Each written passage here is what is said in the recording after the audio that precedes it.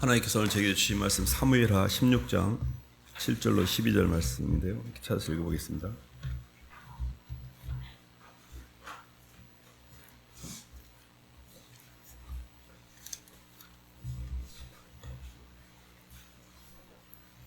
구약 489쪽입니다.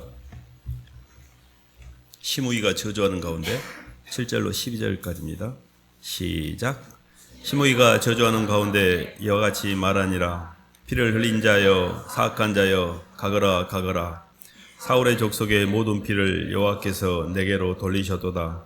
그를 이어서 내가 왕이 되었으나 여호와께서 나라를 네 아들 압살롬의 손에 넘기셨도다. 보라, 너는 피를 흘린 자이므로 화를 자초하였느니라 하는지라.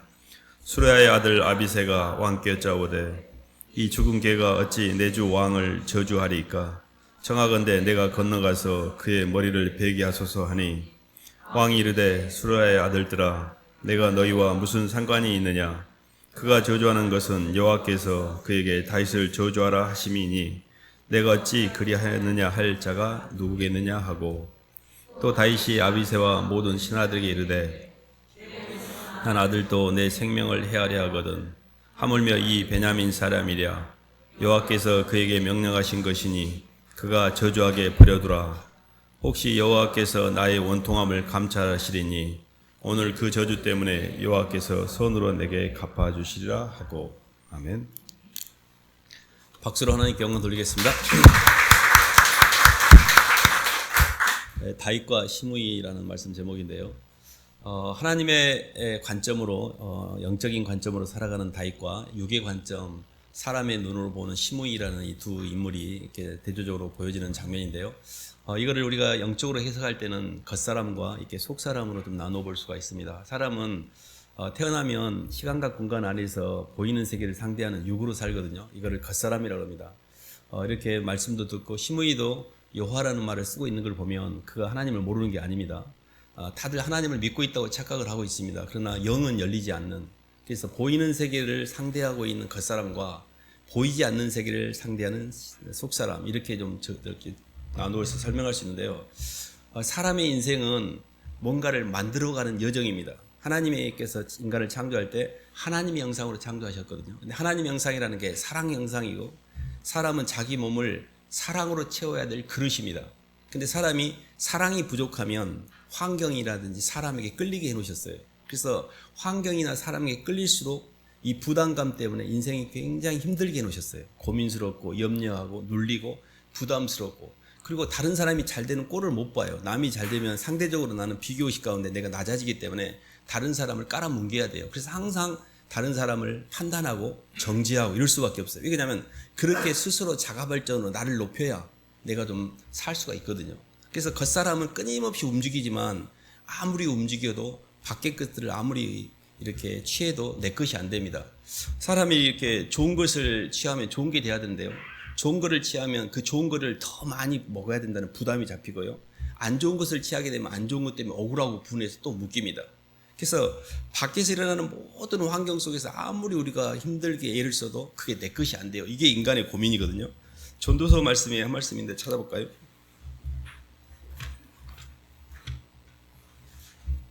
전도서 1장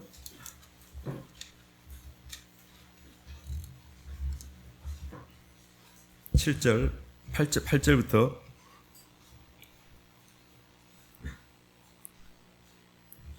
11절까지 읽어보겠습니다. 8절로 11절. 모든 마무리 시작.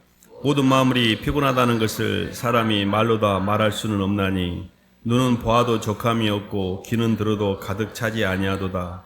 이미 있던 것이 후에 다시 있겠고 이미 한 일을 후에 다시 할지라.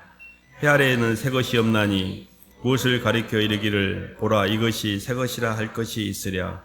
우리가 있기 오래전 세대들에도 이미 있었느니라. 이전 세대들이 기억됨이 없으니 장래 세대도 그 세대들과 함께 기억됨이 없으리라. 아멘. 다윗의 아들 예루살렘의 왕 전도자가 이게 솔로몬이 적은 그런 전도서잖아요. 사람이 행하는 해 아래에서 행하는 모든 수고가 헛되고 헛되며 헛되고 헛되니 사람이 해 아래에서 행하는 모든 수고가 바람을 잡는 것 같다 그랬잖아요. 그래서 마음으로 아무리 이렇게 사람이 눈으로 보아도 족함이 없고 귀로 들어도 차지 않고 무엇을 가리켜 이르기를 보라 이것이 새 것이 될 것이라 있다는 게 없다는 말은 내 영혼이 새로워지지 않는다는 뜻입니다. 그래서 계속 무한 반복해요. 물질하고 사람하고 내 욕망이 끌려서 계속 그를 뻔히 그렇게 가서 해도 힘들다는 걸 본인도 알아요. 근데 답이 없는 거죠. 성경적인 답은 뭐냐면 우리가 새롭게 되는 겁니다. 새롭게 된다는 것은 영이 거듭나는 거예요. 그러니까 우리 자신이 이렇게 겉사람으로 오감을 통해서 보이는 환경으로 상대하는 보이는 세계를 상대하는 걸 자의식이라고 그래요. 근데 보이지 않는 세계에 대한 감을 잡는 것을 우리가 신의식이라고 하고 속사람이라고 그래요. 본문에서도 다윗은 다윗이 신우이의 저주에 대해서 하나님이 신무이를 통해서 나를 저주케 한다라고 표현하고 있지 저 나쁜 놈 자서 처리해버려라 이렇게 이야기하지 않잖아요. 그러니까 모든 만물에 대한 관점이 하나님이 왜 이 환경을 허락하셨는지라는 관점이라는 게 이게 신의식이에요. 자의식은 인과일의 저주에 묶여 있어요. 나중에 다윗이 압살롬이 죽은 다음에 다시 예루살렘에 들어올 때 시므이가 와서 무릎 꿇고 빕니다. 살려달라고. 이게 환경이 바뀌니까 갑자기 내 목숨이 이태로워졌잖아요. 그 이해는 항상 환경을 따라 움직여요. 환경이 이게 이제 다윗이 지금 압살롬한테 쫓겨나가니까 이제 너 피를 많이 흘린 자여 비루한 자여 비루한 자여 그 저주를 퍼붓다가 이 사울의 집안의 모든 피를 하나님께서 너한테 돌리셨다라고 딱 자기는 확신을 갖고 얘는 이제 끝났다 이렇게 했는데 그가 살아 돌아오니까 바로 무릎을 꿇습니다. 환경을 따라 사는 사람은 항상 그렇게 변동이에요. 변동. 근데 다윗은 항상 나중에 시므이가 그렇게 용서를 구할 때 다윗이 시므이를 그때는 내가 쫓겼으니까 힘들어서 내가 너 봐줬지만 이제 너 죽었어 이렇게 하신 게 아니라 네 생명을 누구도 건들지 못할 거라고 그를 보장해 줍니다. 다윗은 일관되게 항상 사울이 자기를 죽일 때도 항상 사울을 범하지 않았어요. 사울을 죽이지 않았어요. 그는 항상 하나님의 관점에서 세상을 보았고 하나님의 관점에서 어떤 행동에 대한 선택을 하게 됐거든요. 그래서 저희들이 어떻게 하면 이런 사고를 할 수가 있지? 아니 자기를 죽이려고 하는 사람들 용서할 수가 있고 자기를 저주하는 자를 어떻게 이렇게 할 수가 있지? 이게 하나님의 관점에서 세상을 보는 거예요. 그래서 이 부분이 저희들이 이제 계속 가는 그 신앙의 여정인데요. 고린도후서 한번 봐볼까요?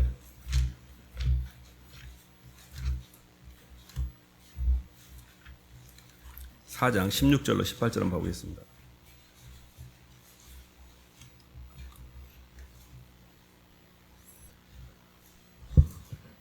그러므로 우리가 낙심하지 아니하노니 시작. 그러므로 우리가 낙심하지 아니하노니 우리의 겉사람은 낡아지나 우리의 속사람은 날로 새로워지도다.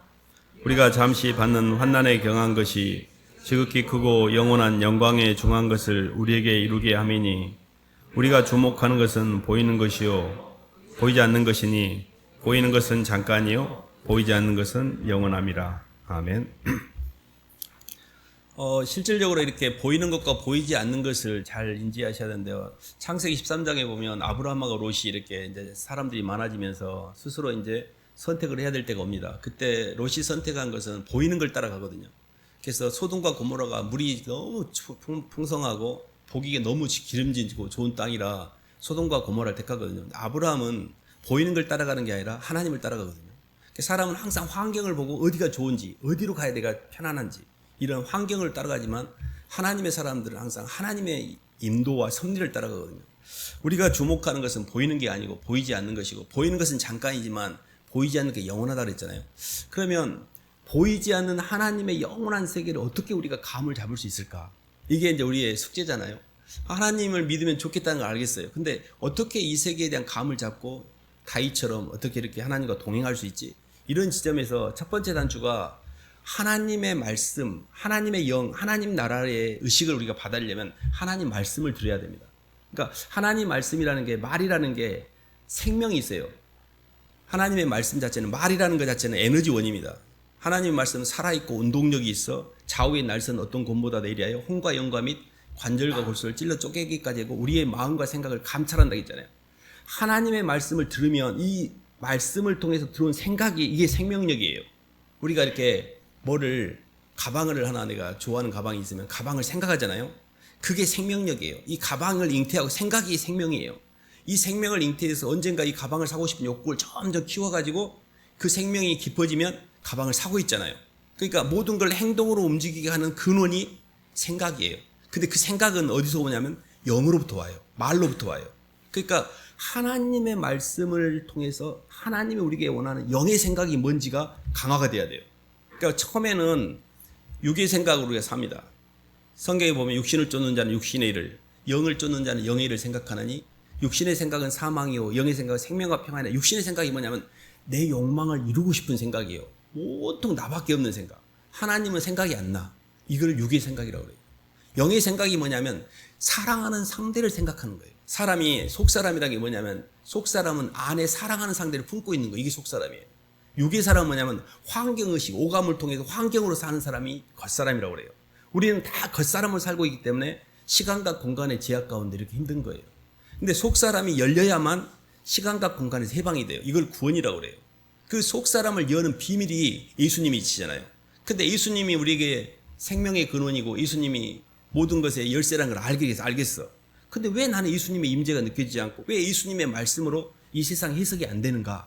그 프로세스를 조금 설명해 보면 지정의가 생각과 감정과 의지가 아직 정리가 안 돼서 그래요. 그래서 첫 번째 단추가 생각을 하나님의 말씀으로 정리하는 단계가 우리가 지적으로 주님을 만나는 단계입니다. 성경에 사도행전 17장 이런 말이 있습니다. 베레아 사람은 데살로니가 있는 사람보다 더 신사적에서 간절한 마음으로 말씀을 받고 이것이 그러한가요? 성경을 날마다 상고했다 했거든요. 시편에도 한 말씀 있는데 찾아볼까요? 시편 42편.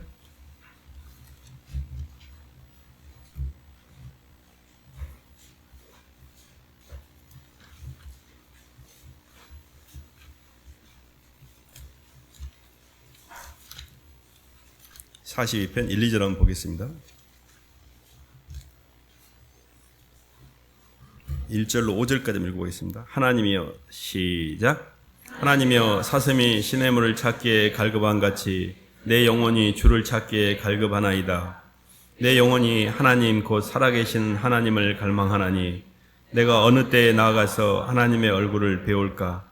사람들이 종일 내게 하는 말이 내 하나님이 어디 있느뇨 하오니 내 눈물이 주야로 내 음식이 되었도다.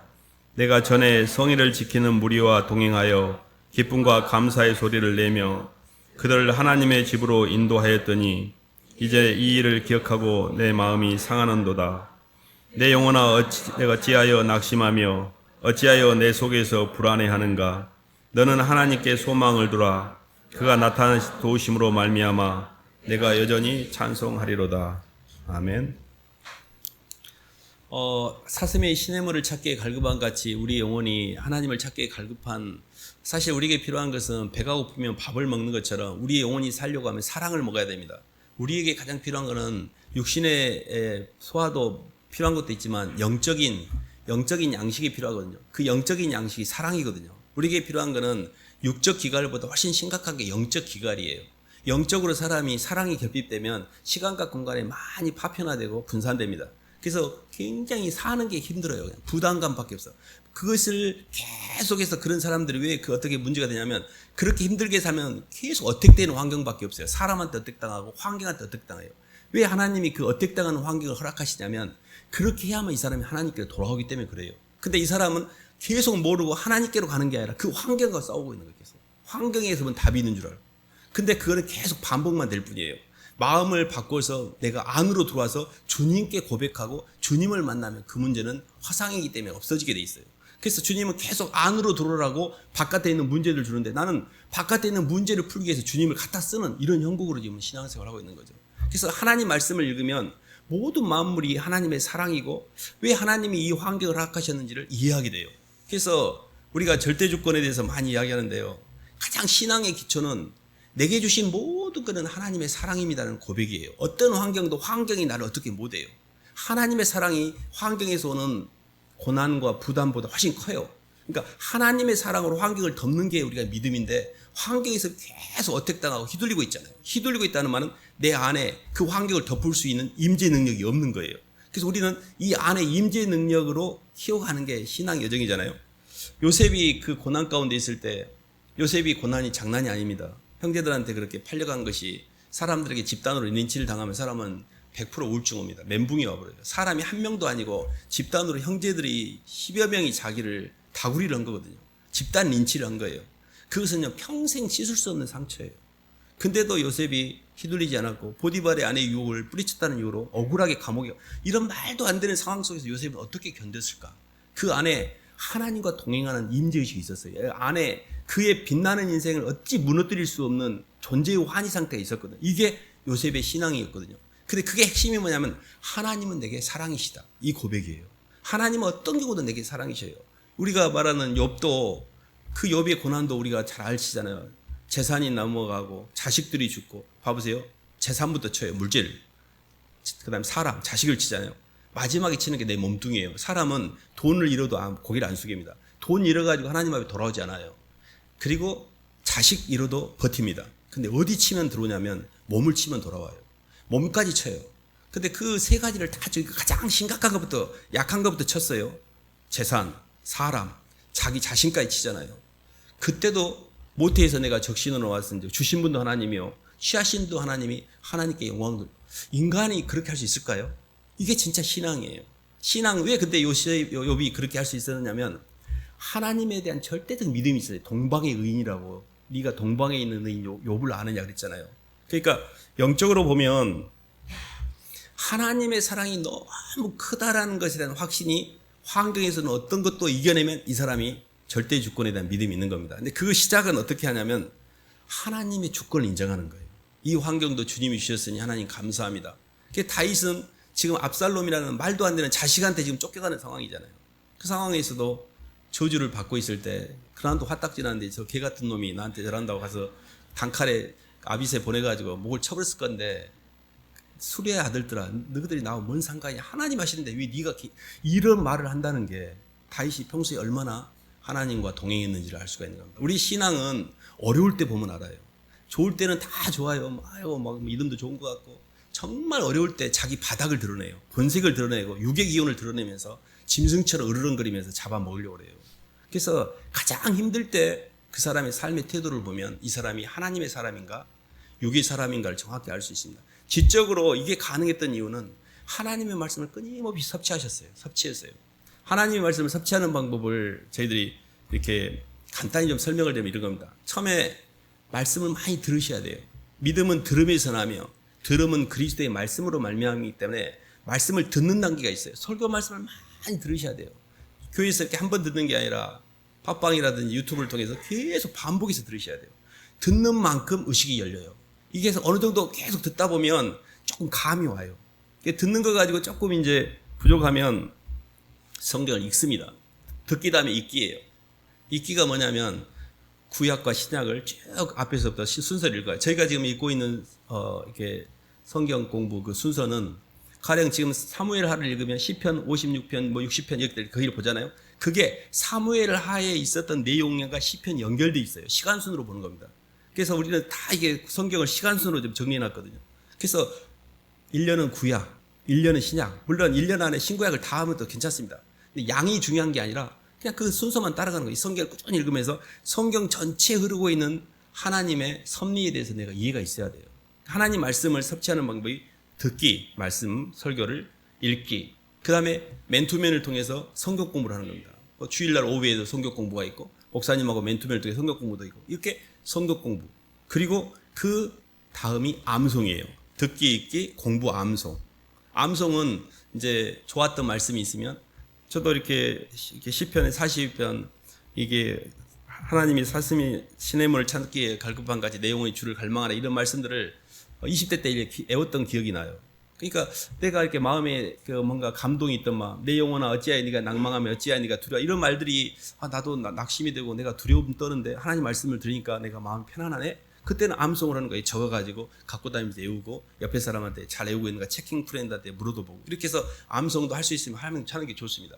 왜냐하면 그 암송했던 말씀들이 내가 힘들 때 생각이 나요. 그래서 말씀을 듣기도 하고 읽기도 하고 공부도 하고 암송, 이렇게 해서 영의 생각을 계속 저장하는 거예요. 근데 육의 생각은요, 날마다 인터넷과 핸드폰과 TV야 가만히 있어도 들어오잖아요. 가만히 있어도 저절로 들어오잖아요. 근데 내 속에서 육의 생각은, 영의 생각은 내가 의지적으로 선택을 해야 돼요. 근데 이게 생각의 전쟁입니다. 계속해서 내가 주님 생각이 안 나고 계속 세상 걱정이 된다는 것은 세상의 말들은 많이 들어오는데 영의 말들이 안 들어오기 때문에 그래요. 그래서 나에게 영의 생각을 더 강화시키고 세상 생각을 조금씩 덜해가는 과정에서 의식이 조금씩 변합니다. 그리고 중요한 거는 가치관의 변화예요. 기독교적인 세계관을 가지셔야 됩니다. 성경적인 가치관, 하나님의 창조의 섭리와 하늘과 땅의 역사하는 원리를 아셔야 돼요. 이게 안 되니까 자꾸 사람들이 진화론으로 빠지고 자꾸 미신론으로 운이 좋아서 뭐 잘 되고 모든 것들이 랜덤이에요. 하나님의 주권을 인정하는 고백이 하나도 없어요, 삶에.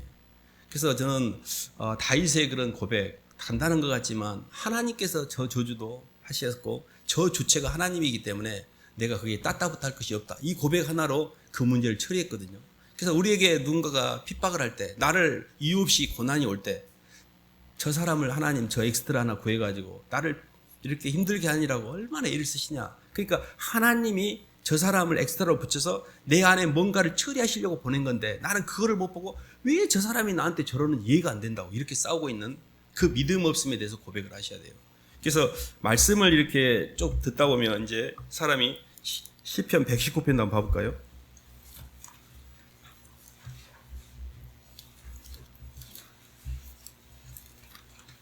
(9절) (11절) 봐보겠습니다.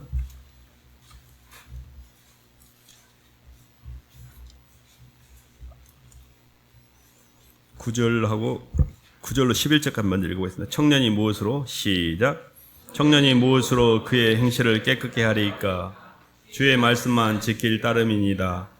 내가 전심으로 주를 찾았사오니 주의 계명에서 떠나지 말게 하소서. 내가 주께 범죄하지 아니하려 하여 주의 말씀을 내 마음에 두었나이다. 20절도 한번 읽겠습니다.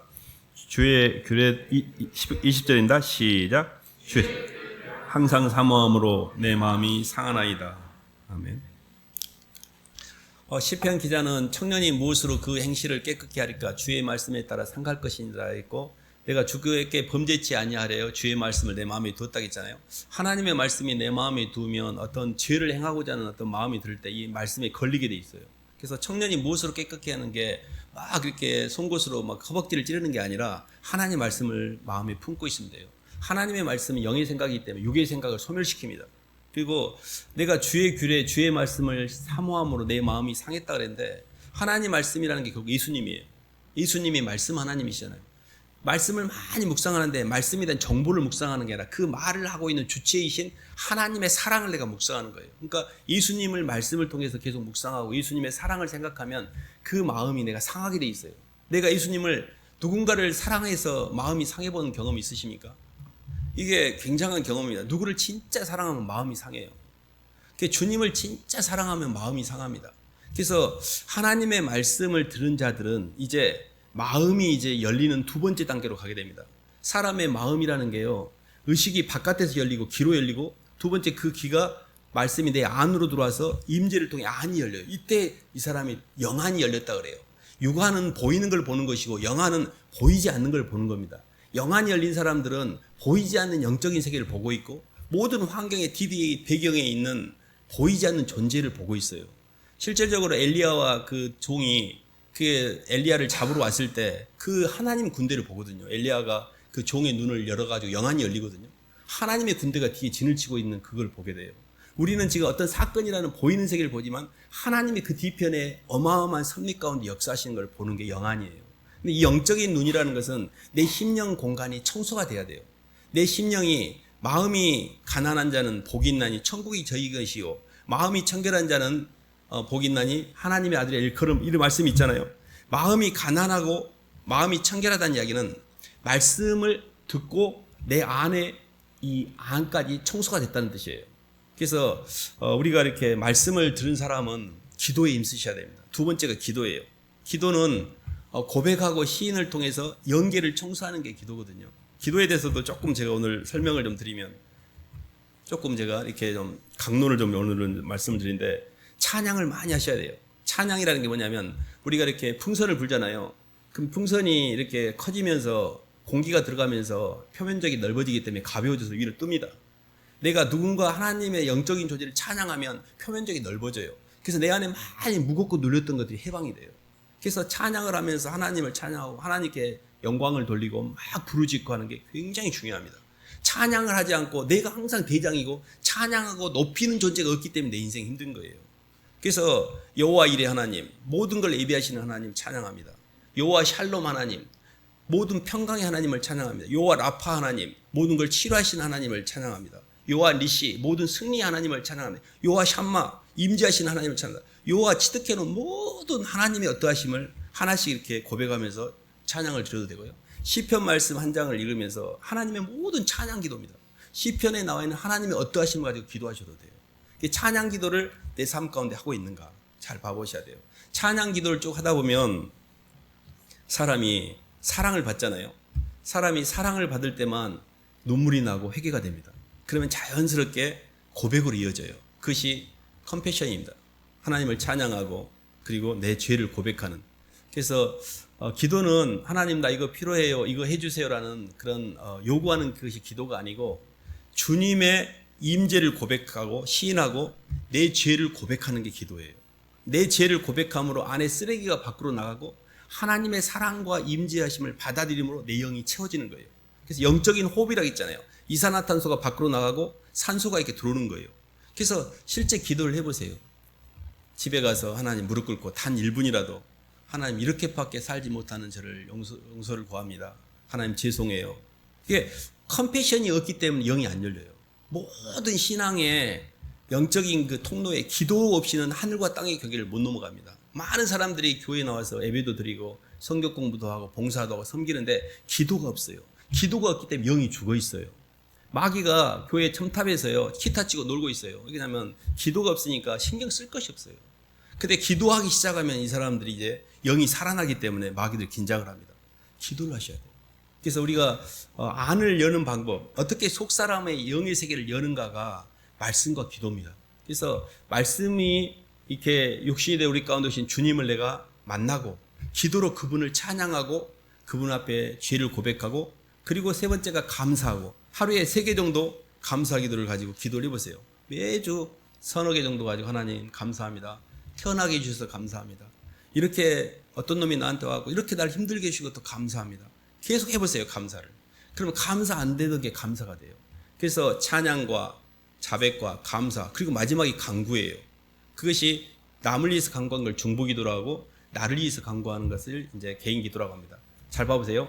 듣기, 읽기, 공부, 암송.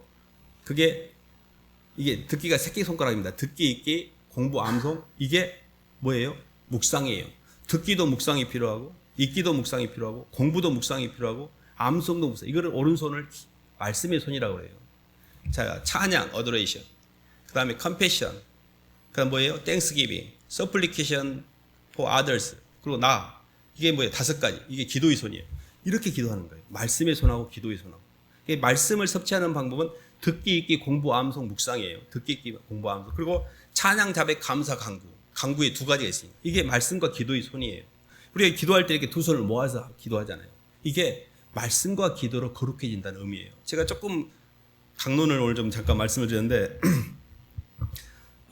우리가 영적으로 보면 사람은 미완성입니다. 사람은 첫사람 아담은 살려주는 영이고 생명이에요. 생명입니다. 마지막 아담이 살려주는 영이에요. 그러면 우리 속에 예수의 영이 들어와서 사람은 그래서 2번 죽고 2번 태어나요. 그래서 사람이 이렇게 육으로 산다고 해서 이게 끝이 아니에요. 영으로 태어나셔야 돼요. 지금 나는 겉사람으로 살고 있는 거예요. 영으로 태어날 때 속사람이 부활하는 거예요. 그 속사람은 예수님 안에서 발견된 내 자신의 존재의 의미예요.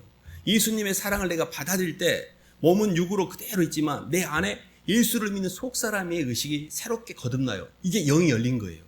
하나님의 말씀에 대한 걸로 세상을 해석하고 내 안에 주님을 품고 있고 운동력이 다 달라져요. 그래서 내가 어렸을 때는 말하고 생각하는 게 어린아이 같다가 장성하여서는 어린아이를 버렸다는 것처럼 예수님을 내가 십자가에 못 박고 이기적이고 나밖에 모르고 맨 남들 판단하고 남 힘들게만 살았다가 예수님의 사랑을 깨닫고 평생을 십자가를 지며 예수님이 살아가는 게 예수를 믿는 사람들의 삶이에요. 그러니까 우리는 예수님의 원수 입장이 있었어요. 예수를 십자가에 못 박았던 사람들이에요. 우리가 그 예수님의 사랑을 받고 그분에게 무릎을 꿇어서 이제 내가 예수님 때문에 똑같이 십자가를 지고 가는 운동력이 완전히 변경된 사람들이거든요. 그래서 핵심은 마지막으로 한 말씀 봐볼까요? 골로새 1장 28절.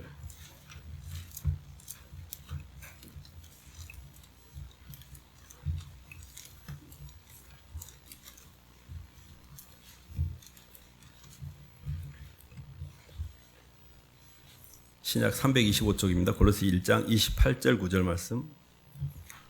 우리가 그를 전파하여 시작.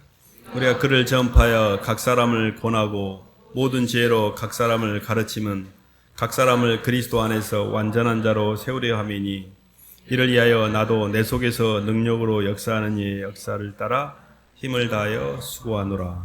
아멘.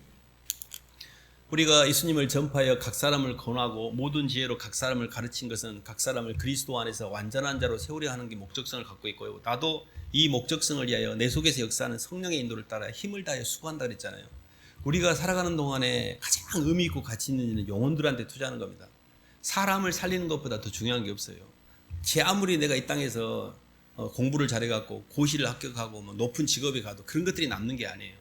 사람을 하나님의 복음 말씀을 전해서 그들이 그리스도 예수 안에서 완전한 자로 양육 전도로 끝나는 게 아니라 양육을 통해서 끊임없이 그를 기다리고 버티고 견디면서 그 사람 안에 예수님의 형상이 회복되기까지 한 사람을 기르는 것이 이 땅의 인간이 가질 수 있는 최고의 가치고 사람이 마지막에 표현할 수 있는 최고의 표현이 하나님 나라입니다.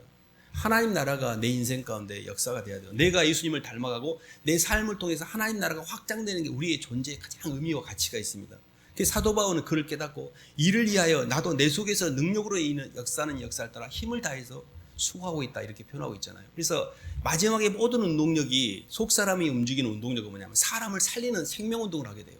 어떻게든 사람을 살리게 돼 있어요. 말씀으로 살리든 물질로 살리든 뭔가를 주게 돼 있어요. 이렇게. 그래서 우리가 이렇게 살아가는 삶이 그냥 왔다가 때 되니까 남들 죽으니까 나도 죽어야지 이게 아닙니다.